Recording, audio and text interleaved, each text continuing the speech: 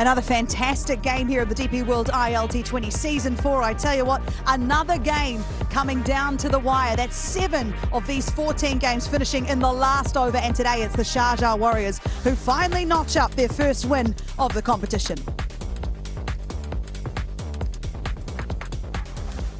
Thank you so much for joining us here on Cricket Safari. Owe Shah and Rowan Gavaskar alongside me. And Ro, give me some. That's nice. Give me some love. Give me some love. Finally, we got the Sharjah. I say we.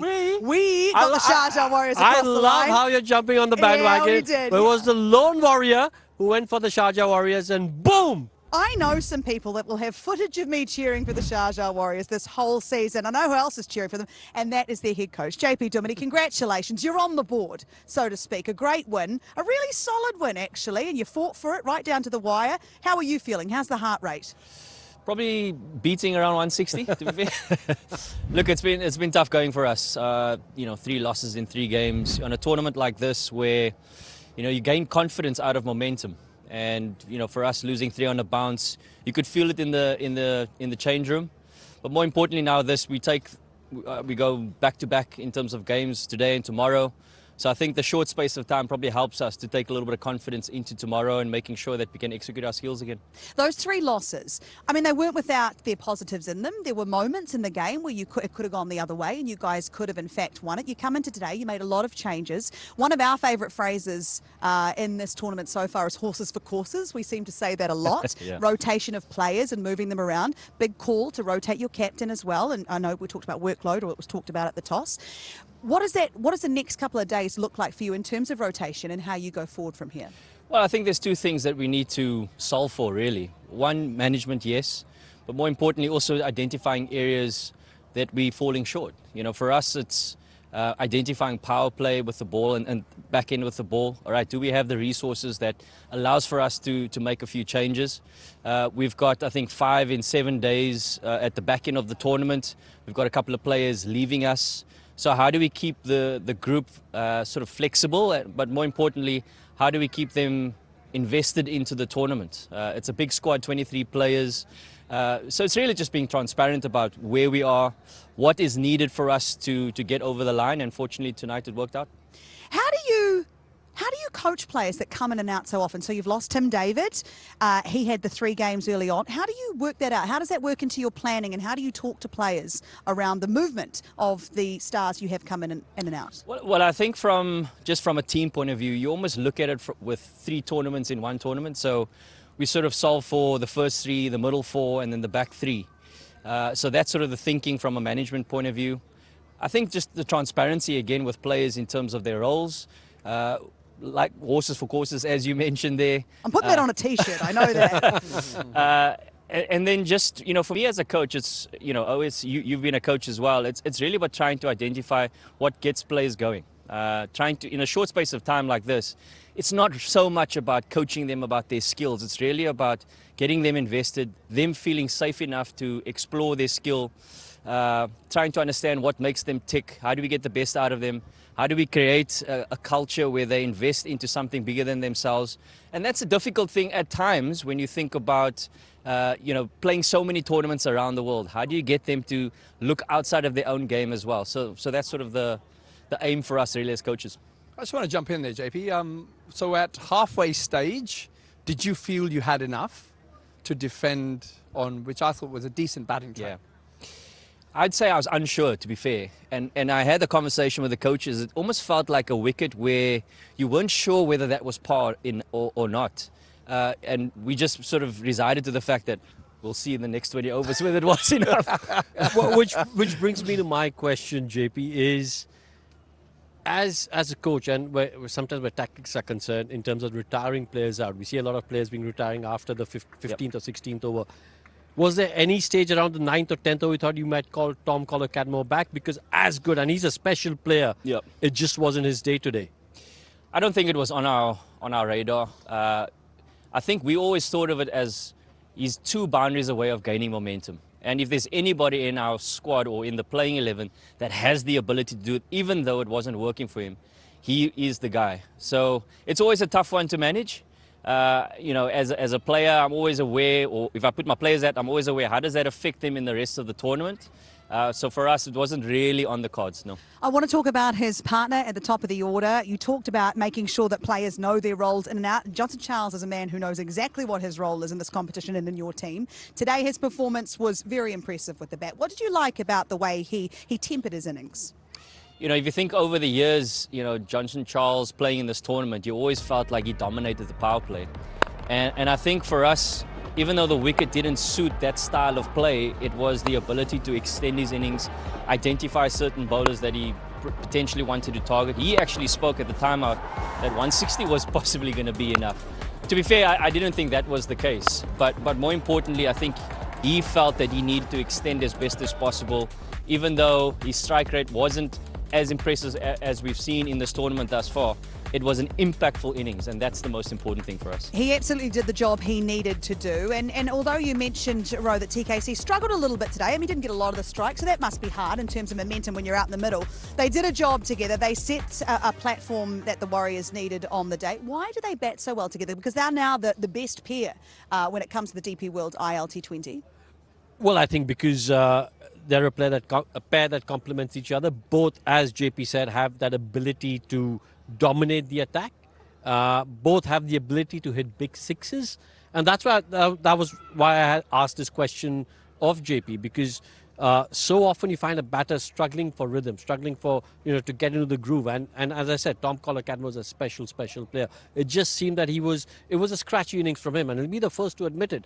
So as a team, what do you do? But you're right, as a pair, these two, if one's not going, the other one is, and that is why they are such a dangerous partnership, because like we saw today, Tom Colocat wasn't really at his best with Johnson Charles. Boom, he's the one who said, listen, don't worry mate, I've got your back, I'll take a few more risks, I'll try and be a little bit more aggressive, and I'll make sure that we don't fall behind where we want to be at a certain stage. So that's why they're such a successful pair.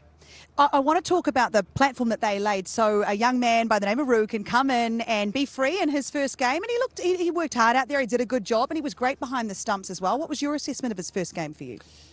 It's sort of an unknown entity, isn't it? To be honest, I haven't seen a lot of him, but the one thing that we found was really impressive is his spin play. I mean, we saw a little bit in the practice, and he backed his sweep and reverse sweep. And when you think about that type of options that you have against quality spin, you have to be confident and you have to commit. But I love that the temperament that he has as a young man. Obviously, he's got the skill behind the stumps as well. I think this is the start of great things for him in a T20 career. But more importantly, he certainly, to my understanding, has the motivation to represent England in all formats. So it's definitely one to watch for the future. Yeah, AC was exciting, and I want to talk about behind the stumps and the kind of pressure that a wicketkeeper can put on the batter. The stumps are constantly flying, there's noise happening behind you. I'm sure he might not have got him out, but it felt everything's happening, it's all go. What does that do to a batter's mindset when you've got a whole lot going on behind the stumps? Well, look, it's a tactic that a lot of teams have used in the past, and they always will. But you mentioned about temperament. When you chuck a young guy who hasn't played much, it's his first game, and he walks out there, if you can shut that noise out and play with that flair, the confidence, it just shows you where you are at mentally. Yes, it puts some people off, but I think watching that young man Roo play, I just love the fact that first ball he reverse swept, and we were all like, wow, like where did that come from? Yep. And it was just that air of confidence that he has. Being an Englishman as well, of course, coach, get him in. Yeah. I think it just shows you where that young man is, and it's pretty special talent by the looks of it. I also think, if you're a player like Roo, what it tells me that A, as JP said, he's a special talent, but B, also the team environment. One of the key factors for a player succeeding at any level is for him to feel that he belongs at that level. And the fact that he's played the reverse sweep first up tells me that the team environment at Sharjah Warriorz has given him that confidence. So, you've got to give credit to, the team players, the coach, the background, the staff, because you want to create an environment, and it's not easy to do so when you've lost 3 on the bounce. But to keep that going, I think speaks volumes for the team environment that they've created in their team. Absolutely, it does. And if we look at confidence and players coming in, if you've got a big price tag, I can't personally imagine the pressure when you come into a situation. Junaid Siddiqui, he comes in, he's in the wickets today. What's he been like in the group lately? Well, this is his 4th season with the Sharjah Warriorz, and in many ways, if you had to ask him, he would probably say that he's underperformed up until this point. But in many ways also, I think the injury probably distracted him a little bit I remember speaking to him in the middle, he was like, no coach, give me the ball, give me the ball. I mean, it's a deep cut. He's probably like, you don't know if he's going to be ready for the next game. But I think that took his mindset to a point of, right, what does the team need right now? What do I need to do? And it sort of takes away the pressure of really needing to perform and really just focus on every ball. And it's really impressive. You know, he's probably renowned to be one of the best seamers in the UAE at the moment. And that shows in the fact that we've backed him in terms of the price tag. And now, hopefully, you know, we'll see a little bit of a consistent run in performances from him. Yeah, it must be nice for him staying, fingers crossed for that injury. And you've got a new player this season he's had plenty of experience when it comes to the DP World ILT20. He captained for you today. He was great with bat and ball. What's he like? Because he seems like a real live wire, comes with a lot of energy. How important is a player like that in a team? You look at the aura of certain players when they walk into an environment and a change room, particularly if they're new players. There's a couple of players here that have been here for a while, but he comes in and when he speaks, you can feel the sense that people listen. I love his energy. I love the aura that he brings. He's almost a, you know, he wants to play cricket all the time, like 24/7 he wants to be. He's thinking about the game. Last night we're in the team room, we're talking about tactics. You know, he's watching the games that have been played last night. So he's thinking about how can he get the best out of himself, about the team. And as a coach, that's the sort of ideal player that you want. And to back it up with performances as well. It's not about just, you know, what you say. He's backing it up. Follow me and I'll show you the way how to go. When we're under pressure, he wants the ball. When we're under pressure, he wants to be in the middle with the bat. And that's a special player to have in your team. And it wasn't even, Ro, we were in Sharjah the other day. It's not even when he's got the captaincy armband. He's doing that no matter the situation. You saw him around the field. His ground fielding was superb. Yeah, that's the difference between a captain and a leader. You don't have to be captaining the side to, you know, show your leadership qualities. He does that even if he doesn't have the armband on. He's going to be there, you know, helping everyone out, helping whoever may be the captain. If he's not the captain, helping the senior players, the bowlers, be going up saying, listen, mate, I think you need to be doing this. Maybe even in terms of field placement. Look, I always believe that if in a team to be successful, you need to have, well, there'll be one captain, but you need all your other players to be thinking like captains. Because what that does is that keeps them involved in the game. Because you're thinking, hold on a minute, could I bring X player on, X bowler on? Could I bring Y bowler on? Can I have extra cover a little more deeper, a little bit finer? It just keeps you in the game. And we see that from Sikandar all the time. He's just, as JP said, he is an asset to any team that he plays. So you get the win today, you get the points, you're on the board, you're off the bottom of the table. Fantastic. Now, how do you take this momentum and keep it moving? Identifying again, look, we're back in Sharjah, different conditions. You know, what's the combination that's potentially going to give us our best chance? That's probably the first point of call. What worked? What are certain areas that we still need to improve on? You know, it's a short turnaround, so we obviously have to have some quick conversations around that. But more importantly, the morale of the team will certainly be boosted by a W today. We take that into tomorrow. And whether we bat or bowl first, again, power play, how do we impact that? And I think that's going to set the tone going into the rest of the game, and hopefully we do that well. It must be a nice feeling, because the last 9 of the games that you batted first, you haven't got the W, but you did today, so that's done. We can move on with that. Ace, you played the game for a long time. When you have the quick turnarounds, what would you like to do? How would you decompress before you get ready for tomorrow? Oh, God, me. Look, for me, you know, there's so much cricket around nowadays, and I played a fair bit of back-to-back tournaments. I think it's important to know where you are on your own personal journey of what you need, and always sort of think about, right, the game's done, you win or whether you've lost, take the emotion out of it, understand what you need and get yourself ready for the next game. So for me personally, I'll be getting away from the game, maybe a round of golf, and then just think about mentally what I need to do. They're going to be in the car and off to Sharjah in a minute. You haven't got time for golf. 9 holes. There's always night golf in Dubai. There's always Come night on. Dubai. That's right. That's exactly right. So how are you feeling? This is your second season being in charge here. Yes, a tough start, but it seems to be, like you mentioned and Ro mentioned as well, a really great group of people around you. Do you enjoy the role of head coach? Love it, love it. And I think the management around us, the support staff around us, really makes the job easier. I think everybody understands their roles. We've got great communication. And that's essentially what you want. You want a sense of trust within your group. And, you know, we've invested a lot of time and effort into spending a lot of time with each other to try and understand what skills do we bring in terms of our strengths, where do we need some added help, and, you know, when things are not going particularly well, how do we lean on our mates? And that's not just for a player. You know, you rely on your support staff, your coaching staff as well. And somehow we've, you know, through all the ups and downs that we've experienced over the last 2 seasons, that's probably the standout for me, is that I can rely on anybody in this environment. Well, JP, congratulations tonight. You're on the board. You're away laughing now. We'll see you in Sharjah. We'll let you go and get your night golf in or whatever it is that you need to do to decompress. But thank you for coming over and talking to us. Thanks, guys. What a legend. Thank you. What a Thanks, JP. legend. He must be feeling good about that. My Emirates, how are they feeling? Did they let that one slip, or were they ever really in it? No, I think they were in it. I actually think that they were the Warriors were about 20 short. The kind of start that my Emirates got, I think it was 60 without a wicket, and after that they just lost their way. The way Bairstow and Mohammad Wasim were batting, I thought this game would be done in probably the 18th or 19th over, but they've let it slip. They'll be sitting in there thinking, nah. Again, 2 points which should have been in the bag are no longer with us. No, they're certainly not. They are with the Warriors, however, who are off the bottom of the table and into this DP World ILT20. I want to thank you boys very much for joining me. We're going to take a short break. You don't get to go anywhere, because when we come back, we'll have a look a little more in depth of what happened to my Emirates, and we'll have a look at the next game. Come on then, quickly.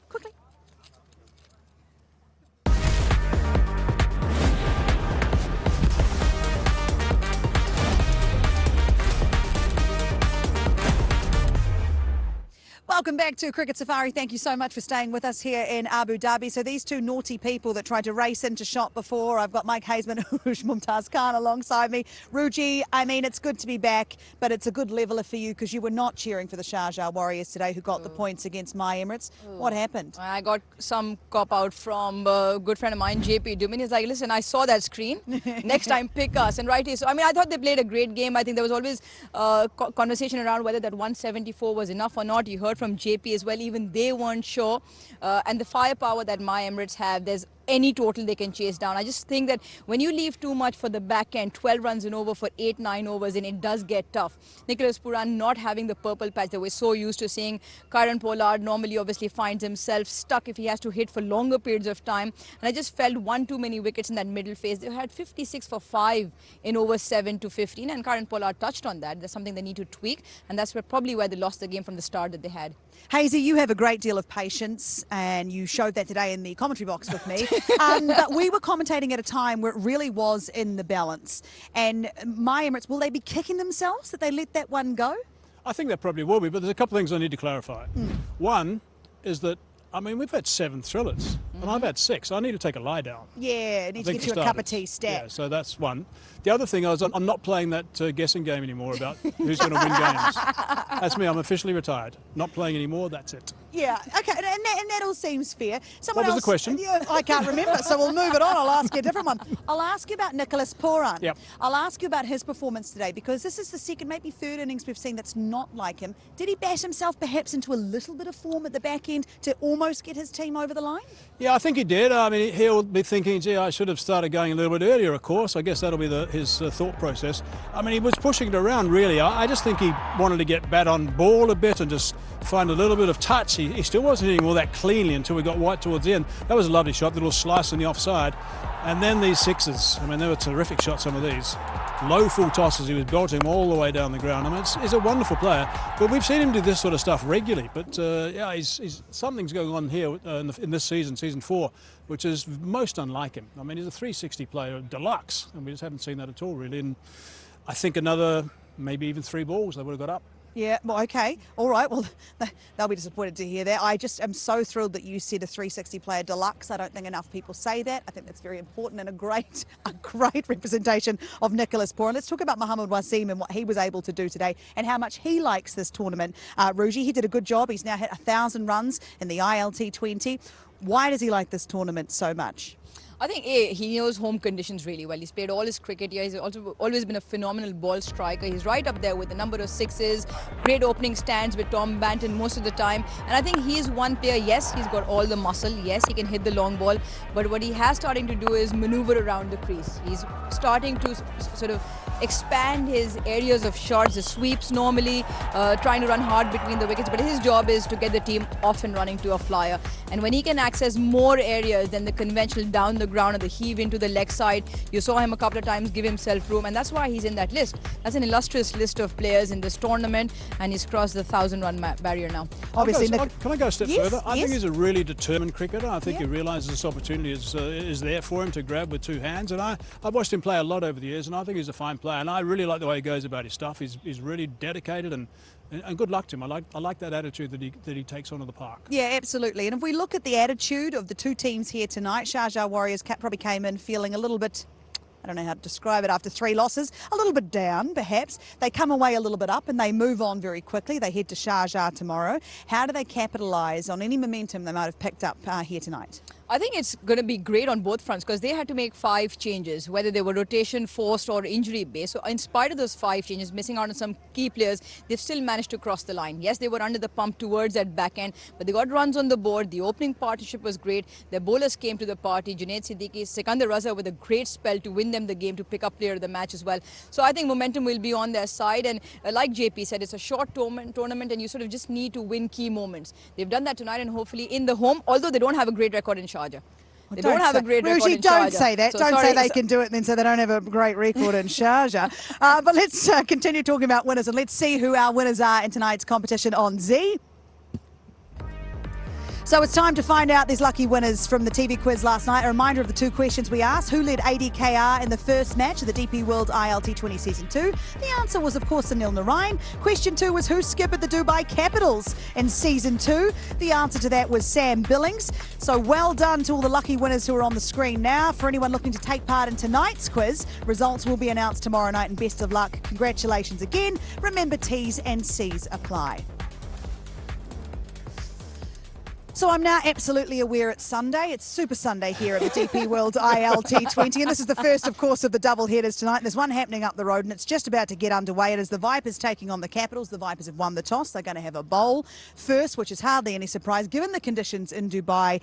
Hazy, who is this more important for in terms of the competition? Well, the Capitals have got to double up after playing well last night and winning that one and fronting up again straight after and getting another game and playing well again.